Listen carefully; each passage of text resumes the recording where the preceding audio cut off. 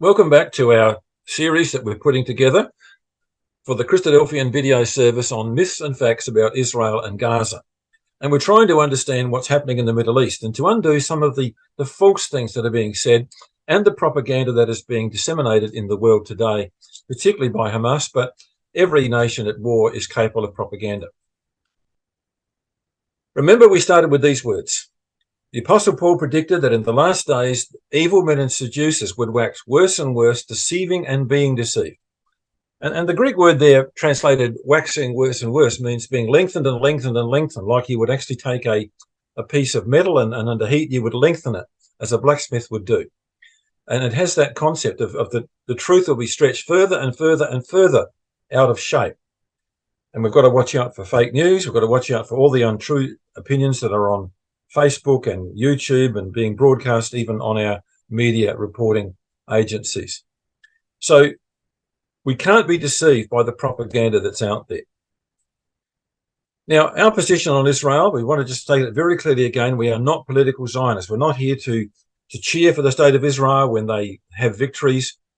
We're here to say that they are God's people. God promised the land to Abraham, their father. They are not a godly people generally today. On one hand, they have all the secular Jews. For example, the music festival that was raided by Hamas was a very ungodly occasion when it came to morals. On the other hand, you've got the ultra-religious Jews who are very arrogant and very overconfident in the things that they believe and they do. And they're all blind to the fact that Jesus Christ was their Messiah. So we're waiting for the kingdom of God when Jesus will sit on the throne of David ruling over the nation of Israel. So that's our position on Israel. We watch with interest, but we are not political Zionists. Let's now examine some more myths and truths about Israel and its neighbours. The Arabs have been offered a two-state solution or separate parts of the land on many occasions. In 1937, the British Peel Commission offered the Arabs part of the land that was then known as Syria, offered part of that to the Arabs if they would accept that Israel could have part as well. They refused. In 1947, the United Nations divided the land up and said that part is Israel and that part is for the Arabs. They refused to accept it and went to war. In 2003, they were offered a two-state solution and Israel were willing to give up heaps of the land, even most of the West Bank. The mountains of Israel they were willing to give up to get peace. It was rejected. 2008, the Oslo Accords. Likewise, Israel made tremendous concessions toward a two-state system, and the Arabs rejected it. And there's been a whole lot of peace agreements down through history. Israel at different times has been willing to give back or has given back land it took in various wars in the hope of securing peace.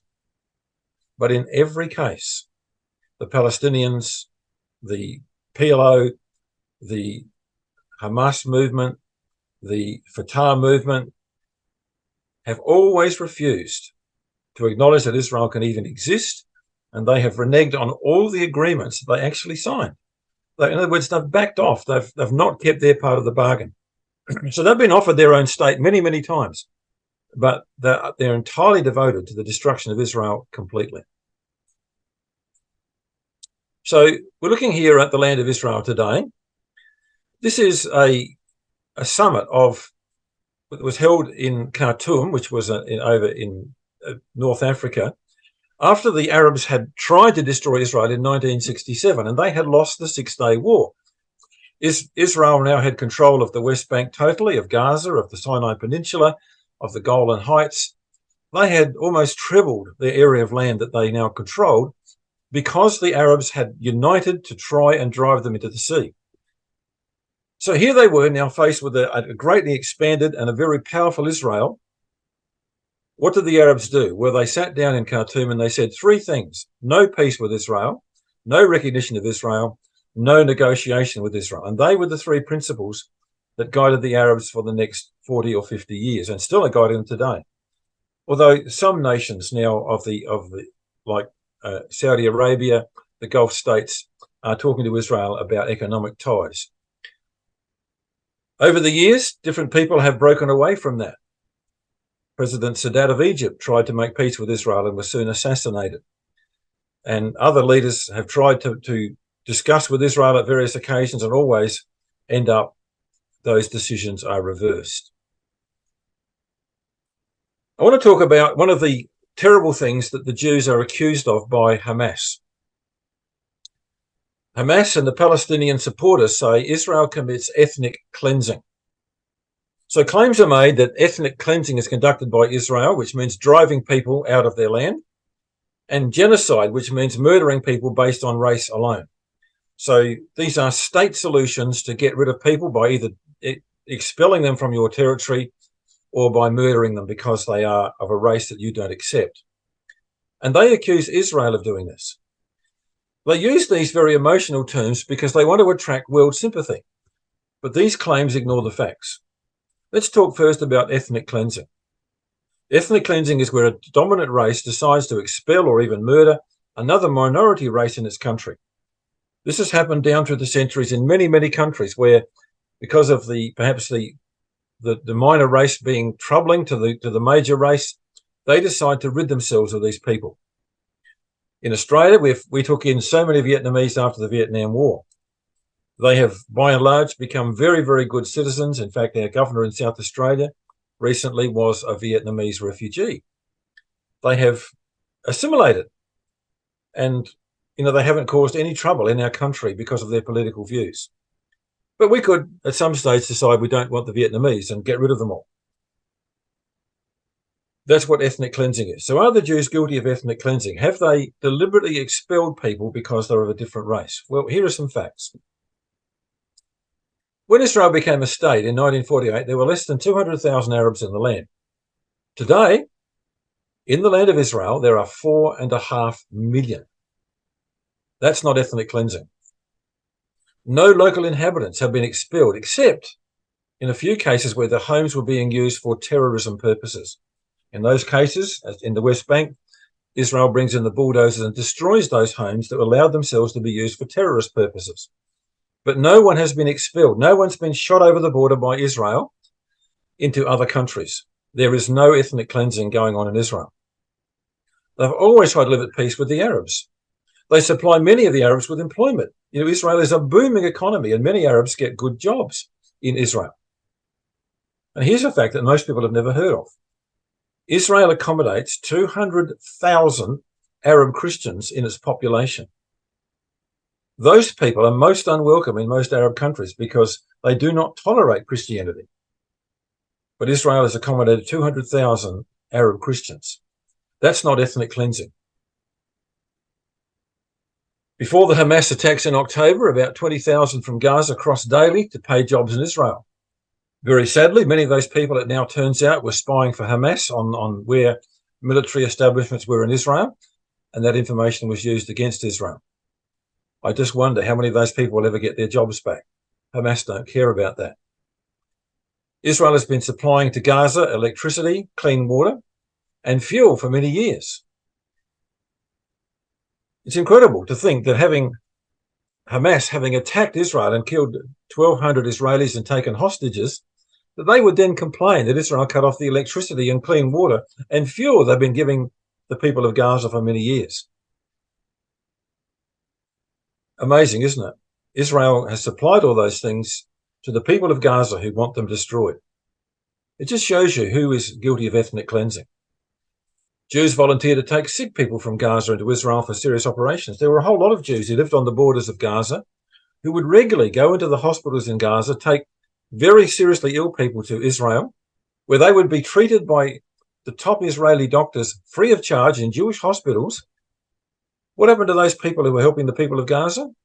They were slaughtered by Hamas on October the 7th. You get some idea, don't you, of who's committing ethnic cleansing.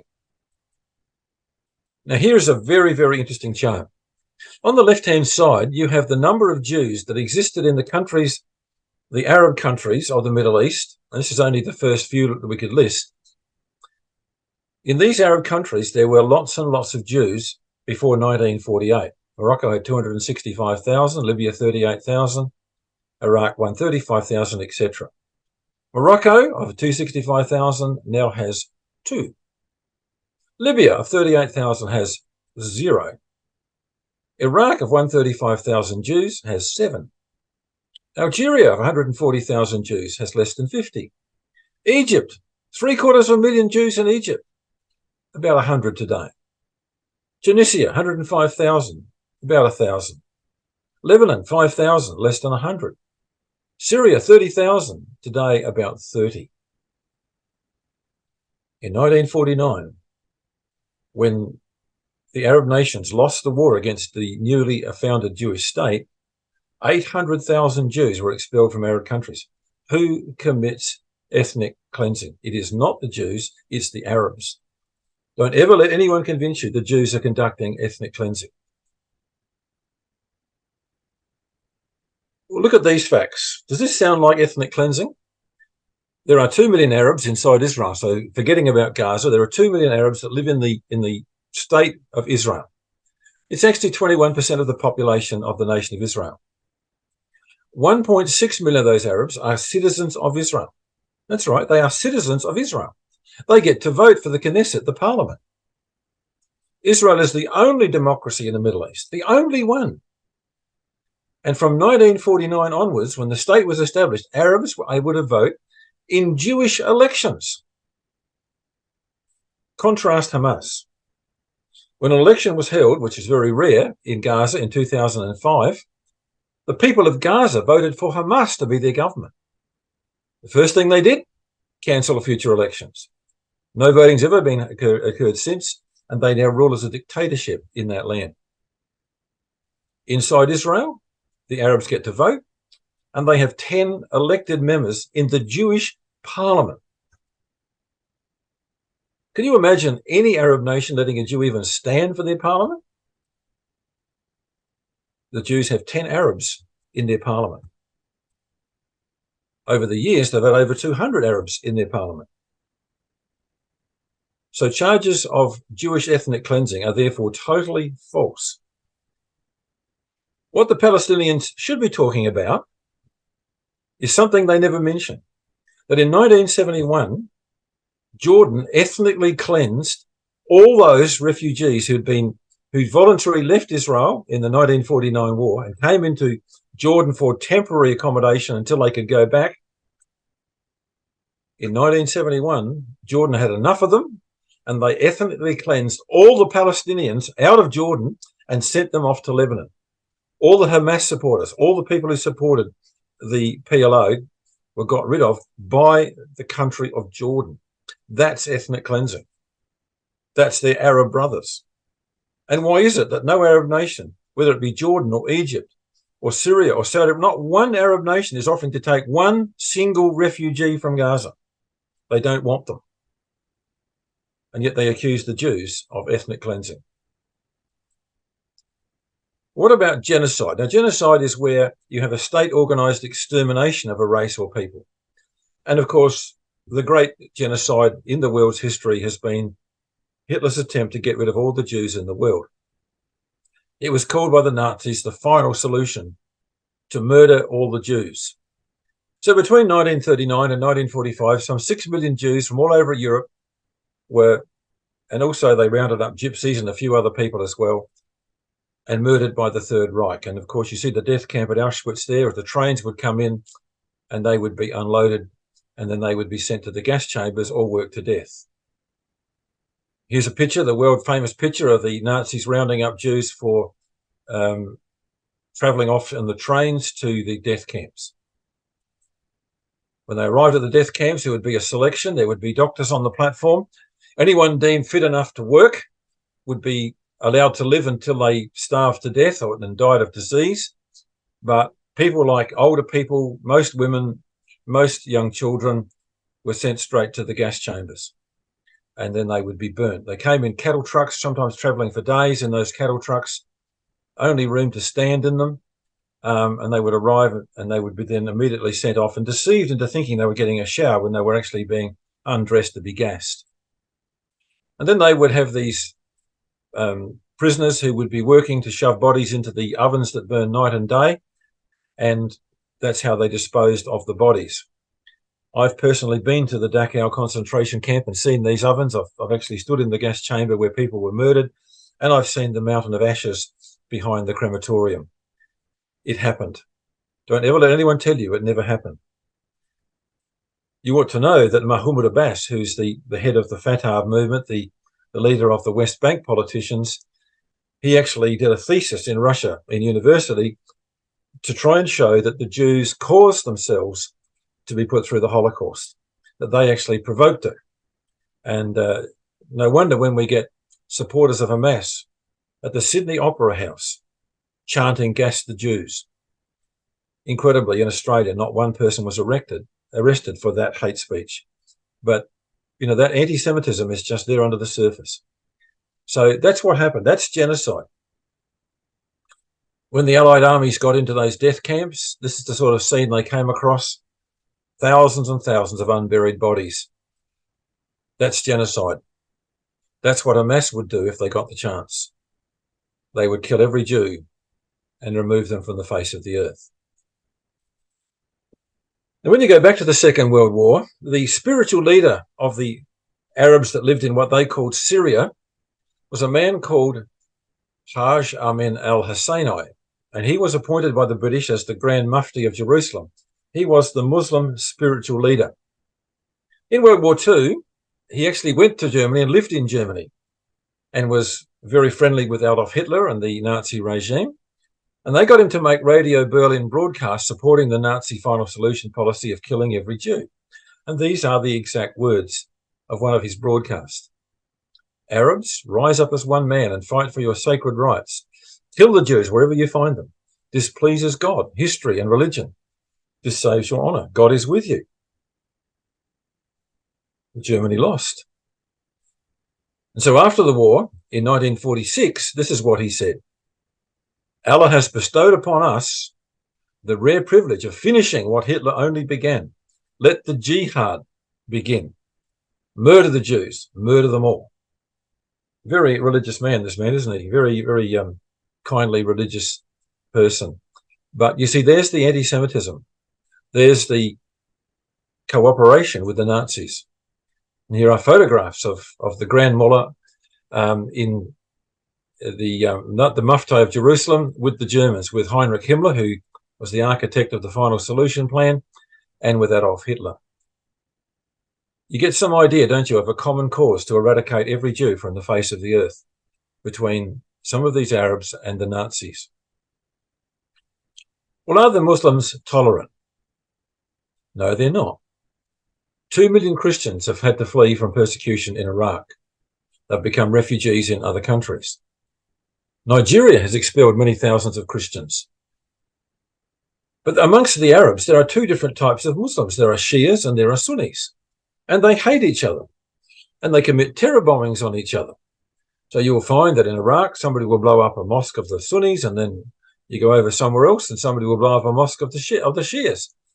And, you know, they believe that unless you are of their particular variation of Islam, then you have to be got rid of. That's the basic theme of jihad. You've got to keep fighting and fighting until you get rid of everybody else that doesn't believe the same as you. Iran and Iraq, two Muslim countries, had a war that lasted 8 years, a war that cost an estimated 2 million lives. That's a lot of people. It makes the Gaza war look like small change, doesn't it? But that was two Muslim countries. Saudi Arabia is sponsoring war and ethnic cleansing in Yemen. And Iran is backing the Houthi rebels in Yemen. So you've now got two different parts of the Arab world supplying arms, supplying warfare equipment, and supporting different parts of a great tragedy that's unfolding in Yemen, and many people are dying. In Sudan, the Muslims are currently, right now, going around killing everybody that's not a Muslim. And the African people are terrified and fleeing over the border in hundreds of thousands because the Muslims are on the rampage in Sudan. They are not tolerant people.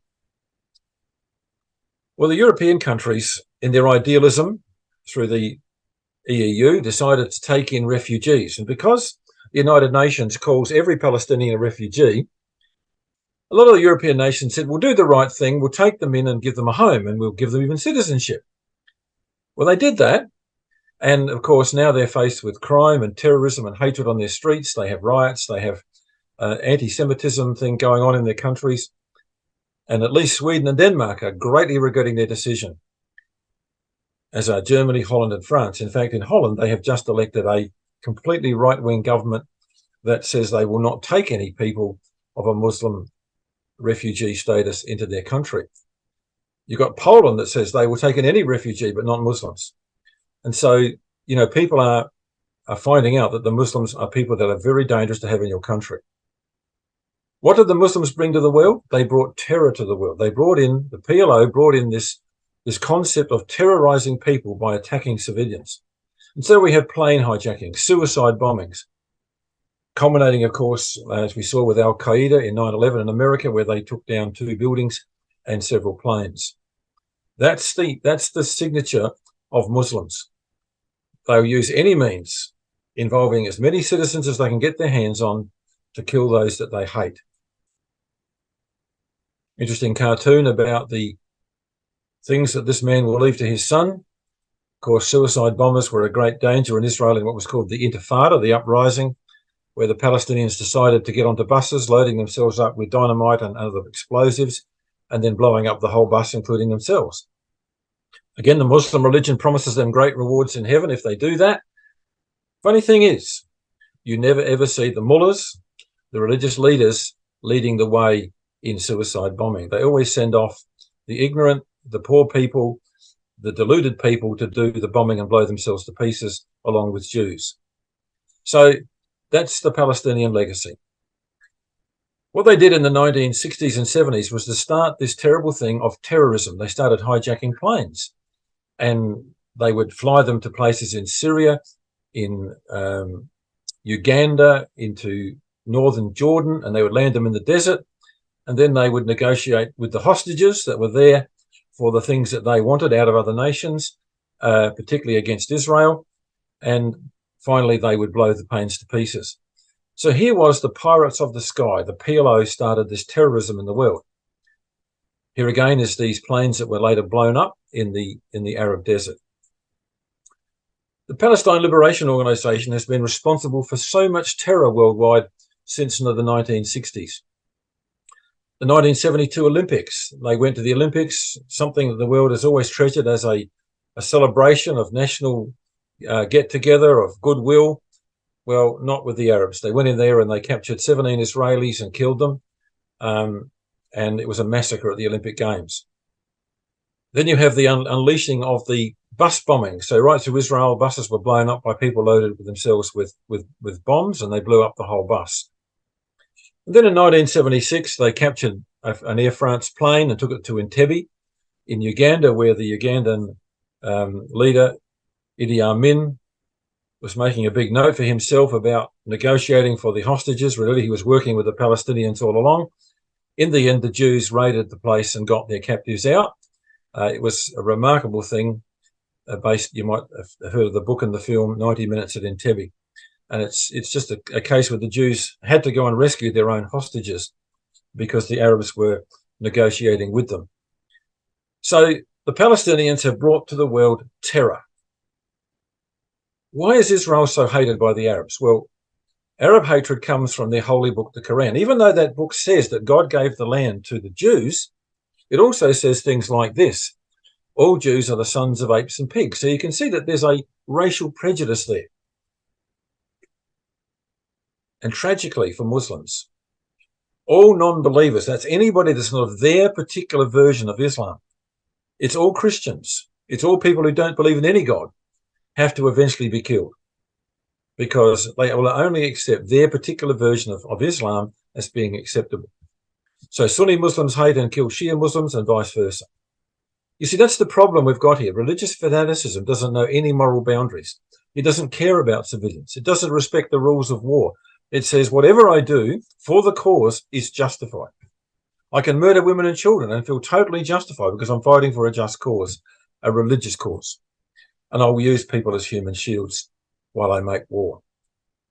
But Israel is hated because of this hatred that comes from the Quran. Now, I want to just conclude this section by talking about just the comparison between what the Jews have achieved in 75 years compared to what the Palestinians have achieved over the same 75 years. The Jews have been awarded 214 Nobel Prizes. They're only 2.2% of the world's population, but they perform 100 times above their proportion in the nations when it comes to Nobel Prizes. And here are some examples of Nobel Prizes awarded to Jews. In medicine, 59 of them. 26% of the total ever awarded in the field of medicine have been awarded to Jews. Chemistry, 36 of them. Physics, 56 of them. Peace awards, 9 of them. Literature, 16. Economics, which of course is a Jewish specialty, 38, which is almost half of the peace prizes, or the Nobel Prizes for economics, have been awarded to Jews. 214 of them. The Palestinians got 1. The leader of the PLO, Yasser Arafat, went to the White House and agreed with the Prime Minister of Israel to shake hands and to make peace in the Middle East. And it was dramatic news for the world that Yasser Arafat and the Israeli Prime Minister shook hands on the lawns of the White House. And they were both immediately awarded the Nobel Prize for Peace in 1994.